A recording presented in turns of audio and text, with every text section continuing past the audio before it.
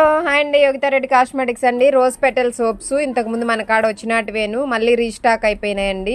ఇవి వచ్చి చిన్న పిల్లలకి వాడచ్చు, పెద్దవాళ్ళు వాడుకోవచ్చు, ఆల్ స్కిన్ ఎవరైనా వాడచ్చు, గ్లోనెస్ కోసం, డల్ స్కిన్ కోసం అనమాట.